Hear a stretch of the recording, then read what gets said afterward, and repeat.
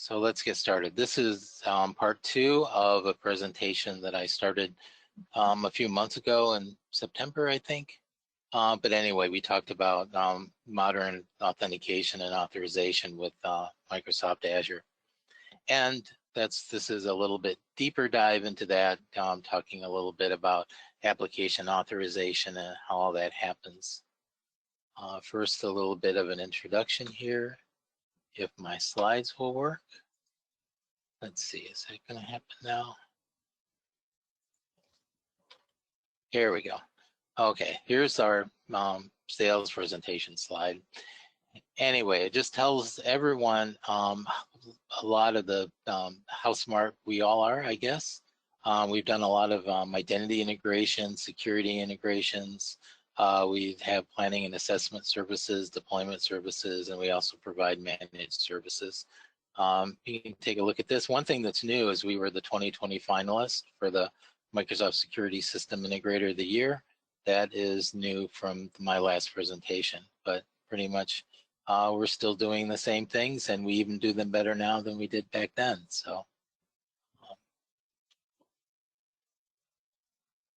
So this is an overview, basically, of what we talked about last time. We talked about what is modern auth, modern authentication and authorization, and how it improves your application security. How does the authorization service, which is what your applications will point to, how did that integrate with your IDP policies? We talked a little bit about federation, and here's an overview of the conclusions. Basically, we talked about Azure AD's authorization server endpoints, and the type of application determines basically what endpoints are available. And the authorization event, which is a combination of your application registration and the policies from that IDP, that's what determines a successful event there. That's pretty much what our conclusion. If you want to watch what we talked about before, I'm sure that we have it somewhere. There's a link there of our past presentations. One of the images that I showed the last time was a multi-tenant application, and I'm going to have some demos, and I'm going to show how this occurs within Azure. But this is kind of a flow chart here, or a little bit of a logical diagram of a multi-tenant application and how that integrates with Azure. You can see that we have the authorization server in place there. There's an authorization event that happens, and then that user gets their tokens or not. But we're going to talk about that a little bit more specifically, the authorization event, what happens during those policies in a multi-tenant application. And just to give you a little bit of an overview, I always like to talk about this because I think this provides a really good foundation of knowing how modern applications work. Modern applications utilize, they could utilize SAML, but most of the time when we talk about modern applications, we talk about OpenID Connect or OAuth. So this is pretty much how this happens. It's a really quick overview so that you can follow along as to what's going on here. So first of all, what happens with a modern auth provider is that the user is going to go to an application, and that could be a web application, mobile application, whatever, some type of application that's out there.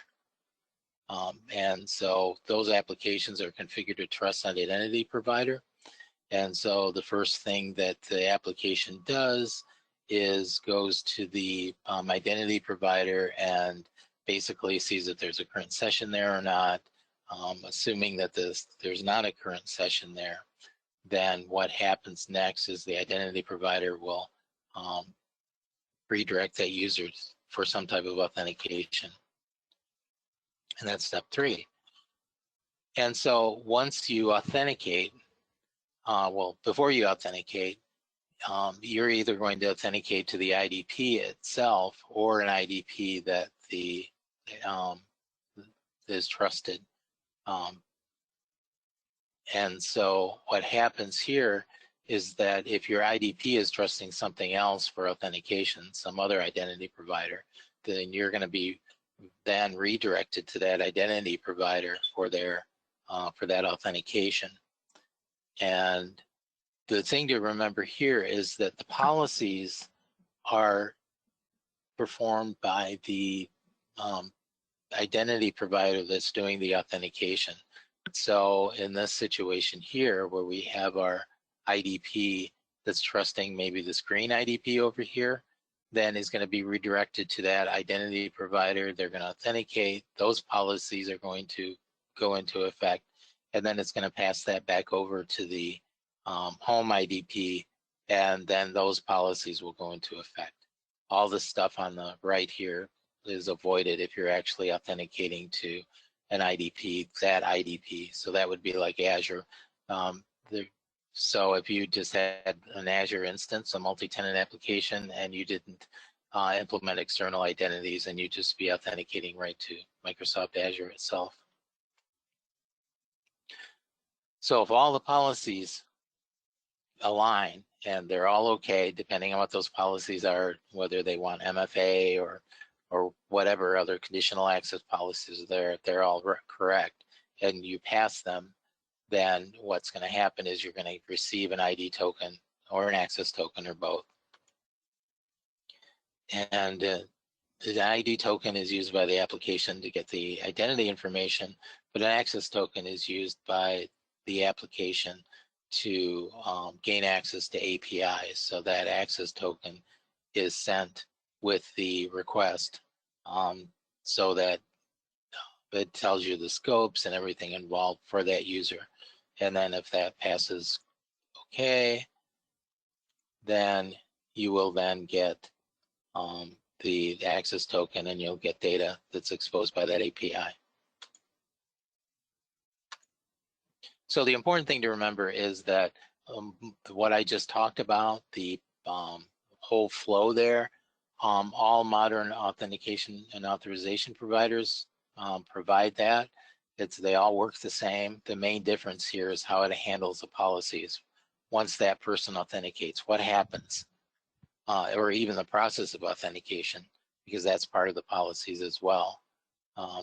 That is unique per identity provider. Okta, Ping, Microsoft Azure B2C, those are all handled differently at that point there. And just a really quick overview. The differences between Azure AD and Azure AD B2C, they're basically the same, except you see on the right here for B2C, you see that everything is customizable. Basically, you have canned processes on the left here for Azure, but in Azure AD B2C, you can actually customize everything there. That entire policy flow can be completely customized. So let's talk about the real thing we're going to talk about today, which is application authorization and what happens as part of within Azure AD with a multi-tenant application. So here we have a just a simpler diagram of what I just talked about. You have your Azure AD tenant, you have an application, and you have your authentication and authorization policies that Azure provides. The thing to remember is that not only does Azure AD itself control the authentication and authorization, the authorization it can control via policies, but the application is also in control of the authorization, because the application can decide, hey, you don't have the right scopes, or you don't have the right access because of other policies that the application can see. So there is a level of authorization there as well. And you need to understand that the authorization can happen at both levels because you have, let's say, for example, Teams. That's what I'm going to talk about, Teams. Teams, it seems like it's kind of confusing how Teams work. You know, what's going on there. You know, you can invite someone to a meeting, or you can have a guest user, or, you know, what's going on there. And that's what I want to explain a little bit here. And I will have demos at the end to show you these things, or not at the end, but during the presentation. So it's just not a lot of pictures. So one thing you have to remember is Teams is built upon SharePoint. So not only is Teams built on SharePoint, but OneDrive is as well. And so you have this, SharePoint was a on-premises application at one time. It was migrated to the cloud. So even on SharePoint, on the on-premises, you had this idea of federation, or the ability to integrate with other identity providers. So in particular, we're talking about SharePoint in the cloud, and you really have three classes of users in Teams, which is built on SharePoint. OneDrive, same way. You have this concept of external users. And you not only have external users, but you have tenant users and guest users. And the external users, oh, well, what are they? Well, you can send them a link if you have OneDrive. You can send them a meeting request if you're in Teams. They don't really exist as anything other than an identity. They don't have any access to resources or anything like that. They're a special type of user. And that's what I was talking about before, that the application can decide what types of authorization is involved. And this is a situation where the application itself controls the authorization independent of whether it's a tenant user or it's a guest user. And I have some links here that explain how that works. But things get a little bit complicated. When you have an application, let's say like Teams, you have these external users that you've maybe invited to a meeting, or you've got a link that you send using OneDrive. You just send a link to someone. You also have a tenant user, which has access to the resources that SharePoint provides and Teams provide. And then you have the ability to invite guest users, and those guest users also can have access to your resources. Like in tenant A here and tenant B, they're the same except for their applications are in different tenants. You can have an external user in tenant A here that actually is a tenant B user. Or you can have them be a guest user. Same thing in tenant B. You can share a link with tenant A user, or you can have tenant A user be a guest. So on this level, it looks kind of complicated. And in fact, it is kind of complicated. Then that's one of the reasons why I want to kind of explain things as to what's going on here. So here's just another view of that. User at tenant B is available only within the application because you shared that link or you shared that meeting request with them, whereas tenant user A and the guest user are both in tenant A, and tenant B, tenant user, and tenant B guest user are both in tenant B here. So you kind of have 6 possibilities there. Well, one thing you have to understand is that SharePoint and Teams and OneDrive, all those Office apps are multi-tenant applications. And what that means is that anybody can use that application, but it's scoped to that particular tenant. So when you create an external link, an external user, do you invite a user to a meeting, those will show up in tenant A's tenant application. So the data is segregated, so it'll only show up there. Same thing with the tenant B user. If you share them with an external link or you invite them to a meeting, they're only going to exist within that data for that tenant B. And that's because the SharePoint Data API only points to your tenant data. Well, that's okay for external accounts. You can see how that's separated. But what about the situation where you have a guest user? Because there's a guest user in tenant A that represents tenant B user that has access to tenant A resources, and the reverse is true. You could just say it's scoped via the API, but that's true, but how does the application even know the difference between those two types of users? You know, how does it know it's a guest in one environment and not in the other? And that's what I'm going to show you here. That's the question. Well, the way that it determines that, you have to remember that these applications, they're modern applications, so they have to point to an endpoint, an authorization endpoint. And that's really the level of the access. That's the level of how Azure determines where you can go and what account is getting access to that. If you look here at an application authorization string, modern applications have to point to some type of authorization server, and this is just an example from an ASP.NET web app. So you can see down here that I'm logging into Azure here. That's microsoftonline.com. And then we have a tenant variable here. So that is really the key to understanding how Azure determines what user account to use within a multi-tenant application, like with Teams. So what can this tenant be? What can this variable be? Well, it can be the tenant ID itself, which represents only the users in that tenant. And that's a tricky part that I'm going to show you a demo about.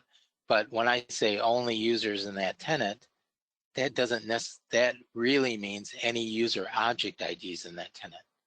So you have a guest user defined in your tenant that has an object ID. If you put that tenant ID there, then that's going to use the guest object in your tenant. And I'll show you how that works. The other variables that you can put in there is common, which means it can be either any Azure AD tenant or Microsoft account. Organization means you're not going to use any MSAs. They're not within the scope of that, and consumers is only MSA.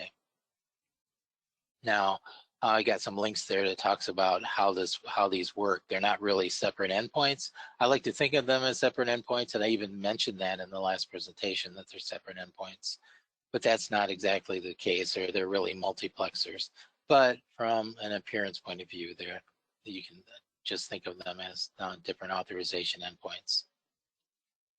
Now, this is a little bit different than when you register an application. You might think that these are the same things, but they're slightly different. So when you create an application within Azure, you can say that it's only a single tenant app, meaning that when you write that application and you want them to authenticate, you're only going to be able to go to your tenant. If you create a multi-tenant app, then you can put common there, or you can put organization, or you can put your tenant ID there. But it's just saying that the scope of that application, where that application is registered at, has a multi-tenant scope. And I'm going to talk later on, I'm even going to show you about service principles and stuff and how that works. So when you register an application, it's telling you what the scope of users can utilize that app. But when you go to the endpoint, you're saying, hey, this application is going to either look at this tenant or look at all the tenants to get its information. And so if you have an application scope of single tenant, it can only be the tenant ID. If you create an application multi-tenant, I already explained this little table that explains this. And actually multi-tenant actually can be common as well. Even though it's not truly common, it could be common there. There's a little mistake in my slide. So I want to show you this to really show you all these words, this terminology. Maybe even my own language gets confusing, but it's easier to show you how this works. Here, I'm just showing you some things that I'm going to demonstrate. Let me start I've got an application here on the image here on the left, upper left. You see that I've registered a Multitenant Demo app in a directory tenant of my 3BB F95E0E tenant. So that app, and you can see it's supported by multiple organizations, meaning it's a multi-tenant app. And I'm going to log in with a guest account. Here's my robbr-admin at Pizza. This is my representation, my guest representation within this tenant that I have. And this is the guest account. And down here, down below, this is my application configuration. So let me show you that right now. You can see this is my application configuration here, which is that image there. and I'm going to go to this tenant right here. This is my OCG IDM dev tenant. So I'm going to start this up. This is just the Blazor app as a sample that Microsoft provides. And I just added authentication to it, authorization.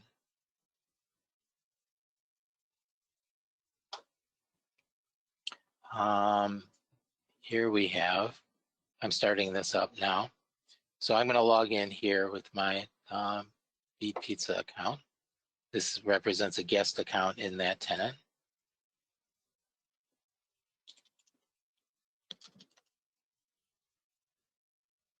Okay, of course it is. Okay, here we are. I'm logged in. And the settings are here. I'm going to this tenant ID. We go to my claims. You can see here that this is a tenant ID that I'm using. And right here is my object ID. Now, if I were to go to this tenant over here, let me go to it.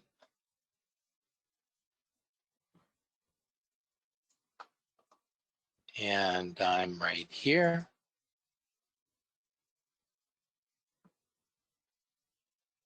You'll see that that's my object ID right here, BE2 and 703. And that's it. That's who I am.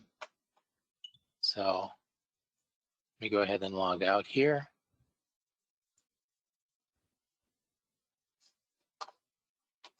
My mouse shows up. Please show up, mouse.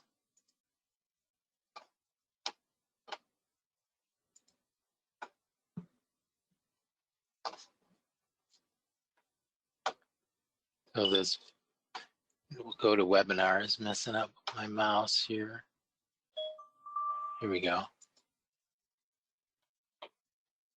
Okay, so I've signed out. So now let me go to my application again. And let me change this to common. I could also change it to organization. But since I've already got common there, I'm going to change it to common. Let me start this up now.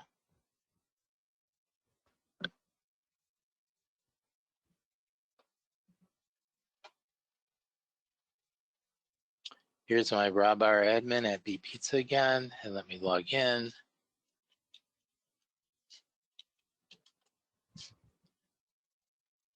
You can even see that the behavior is different here. So let me go ahead and approve that sign in.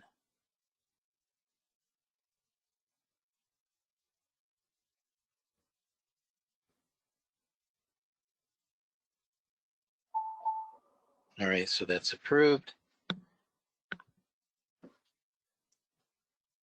Now I'm going to show you my claims here, and you can see that the tenant ID is different and the object ID is different. So what this did, by me changing that, is actually going to the Beat Pizza tenant itself, and just take my word for it, that's what those values are. So you can see that by changing this, if I knew the tenant ID, I could also put that there. But I didn't. I put common. So because I put common there, Microsoft looks at the domain part of it and says, "Oh, I've got an Azure tenant over here. That's how I'm going to log him in," and that's where it sent him. So the conclusion of this is that the Teams application does that. That's what happens when you go to Teams. That's why you have to switch tenants with Teams. That's exactly what you're doing. You're doing what I'm doing here. I'm changing the tenant ID. So that's what you're doing. You're saying, hey, don't log in as you from your tenant.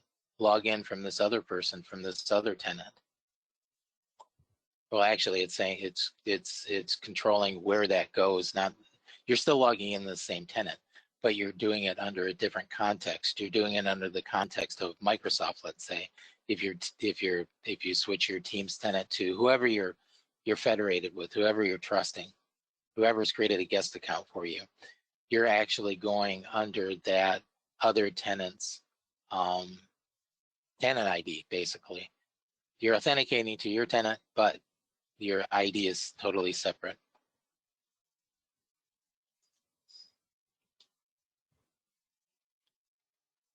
So to talk a little bit about this in a deeper way, I want to talk about service principles.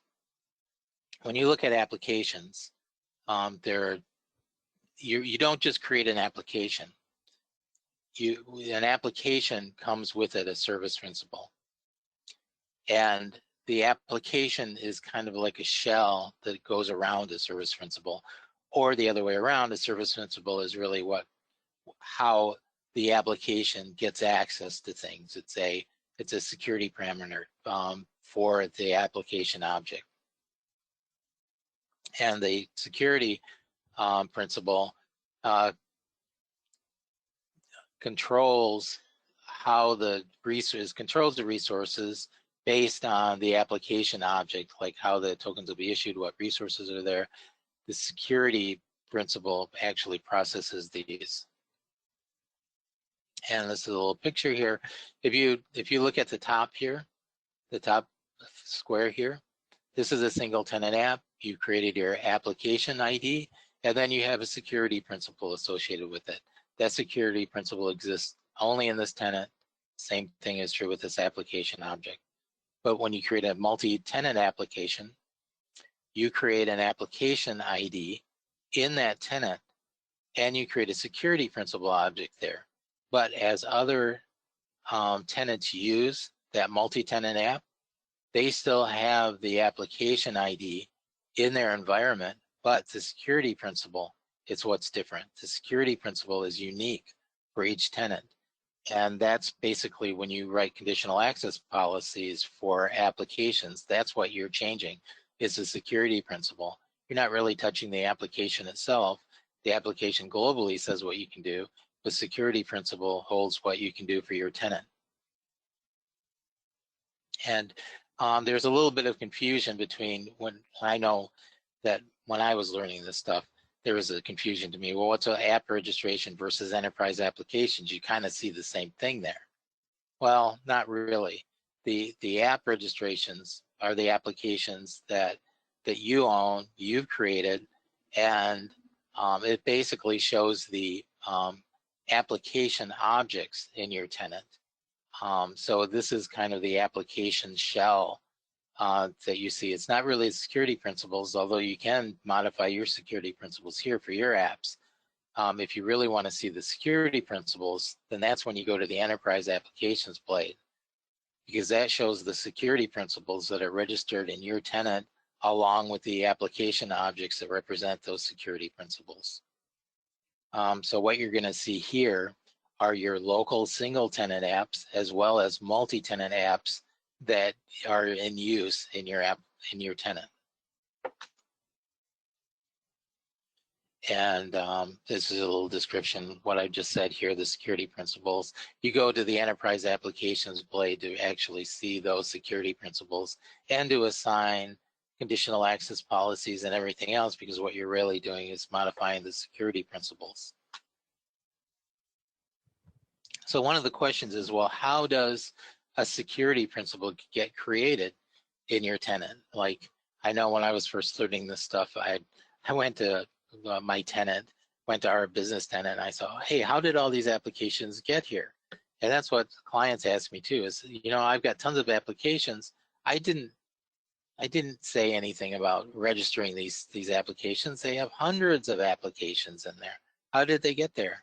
Well, one way you can add them is by just physically adding them to the enterprise applications blade, either from the, you know, by adding a license or going to the store and adding them. That's one way to do it, or by adding one that you're writing.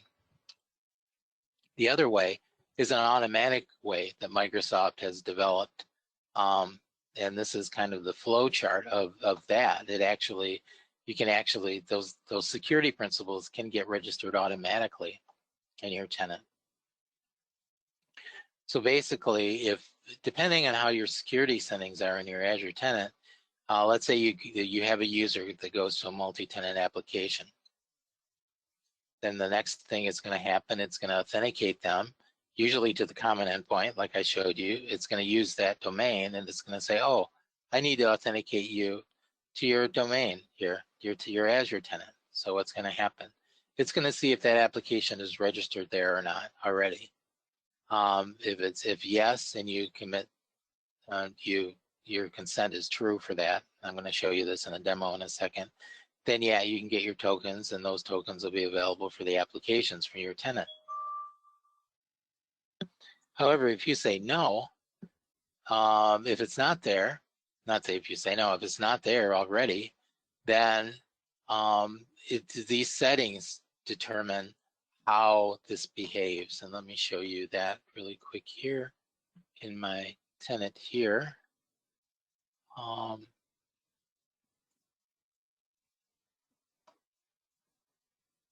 If I go to enter, well, first of all, let's go back here.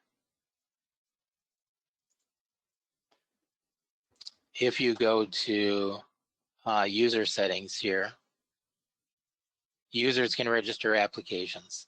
So that has to be yes for this to go into effect. If this is no, then you don't have to worry about it. But if it's yes, which is the default setting, then these other settings can be applied here.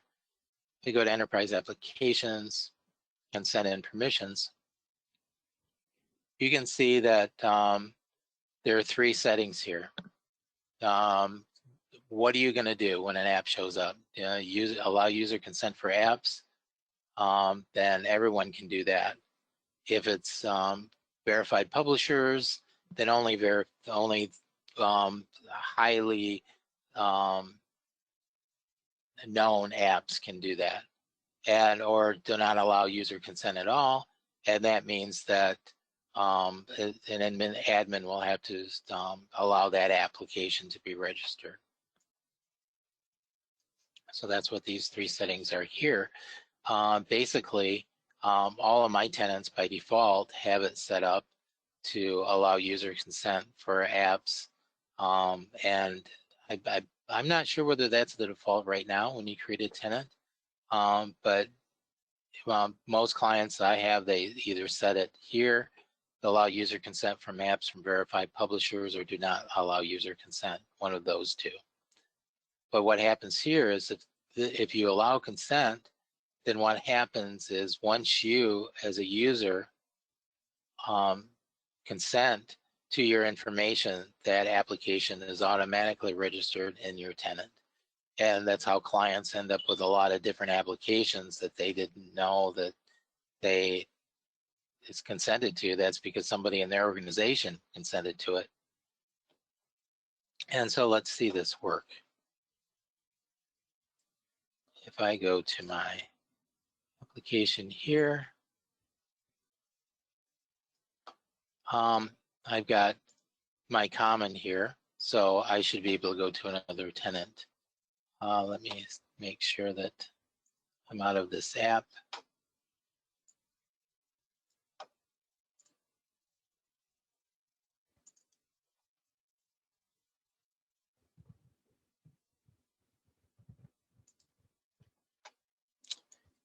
And let's start it again. And I'm going to show you this other tenant that I have here.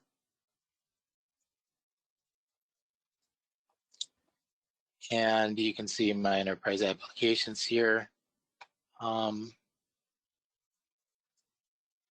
Just have the Microsoft Enterprise applications. And I don't have an application here. However, I do have this set up to allow user consent for apps. And I should have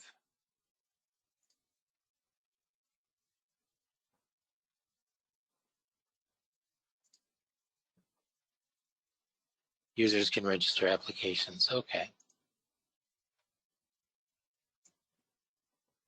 So I'm going to use another account. And let me see what the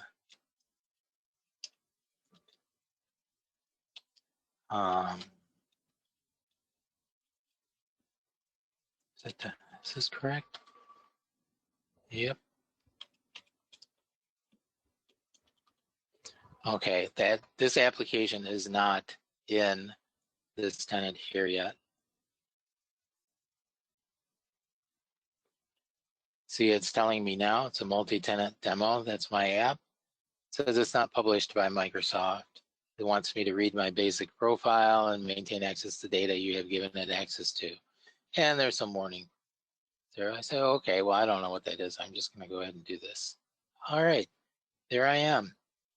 I'm in, and now the application knows some things about me. Well, what does the application know? Well, it knows my tenant, it knows some names. If the basic attributes that are available are like the display name, first name, and last name, it knows my tenant ID. What can it do with this information? Well, I'm not sure, but there it is. If you've given an application, you don't know anything about, that person has given that application some information you might not want to give them. Now, if I go here and I go back to my enterprise applications, it should show up here.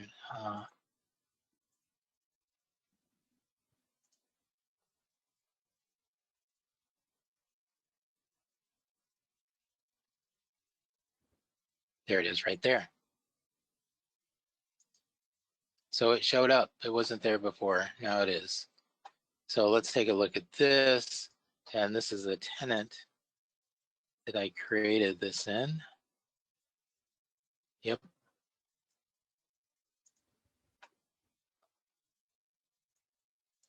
And let's see.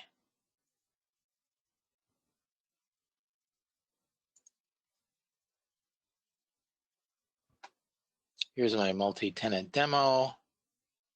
Let's see, my application ID is 2E EFF.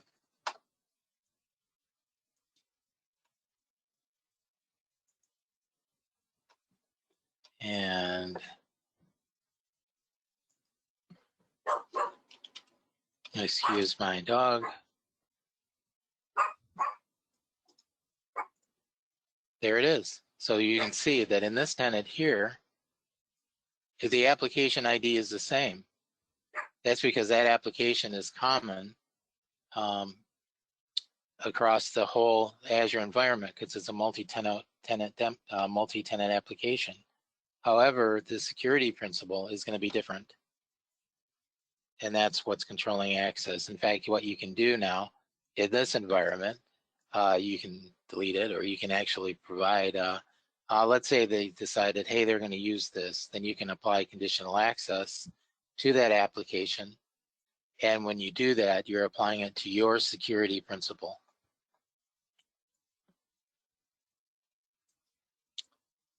And so that's pretty much what I had today, I believe. Let's see, is there anything else I wanted to talk about? I gave you my demo. And that's it for today. Do you guys have any questions? Are there any questions? I don't see any questions.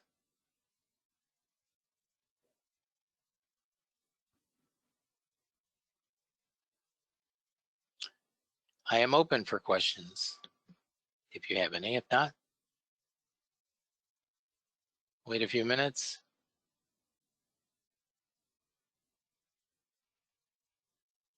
Okay, well, thanks guys for showing up to this presentation, and yeah, just send us some, I'm sure there's a comments link there if you have any future questions.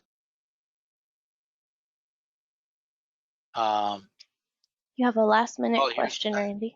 Yeah, I see it. Are there functional differences between guest access and B2B? I'm not really sure what you mean by that question.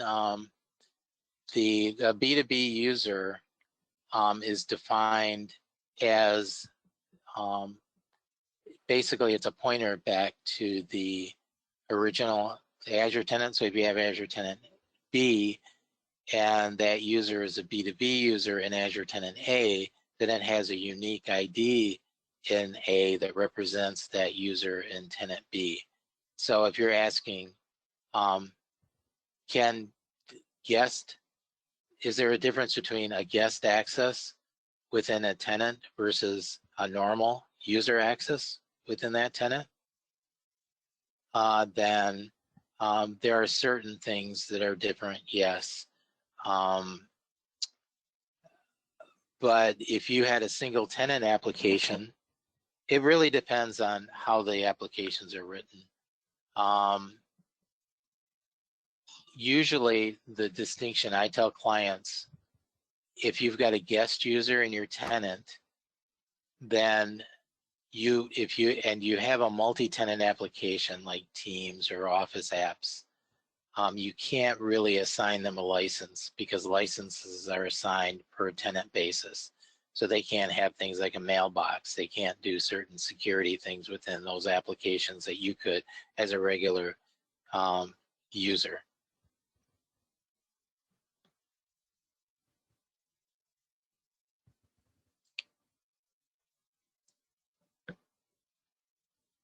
Let's see.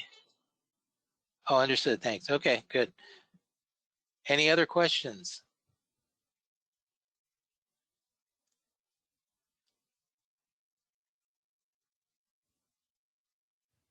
No, okay. Well, thanks everybody for showing up, and hope everybody has a good day. Thanks.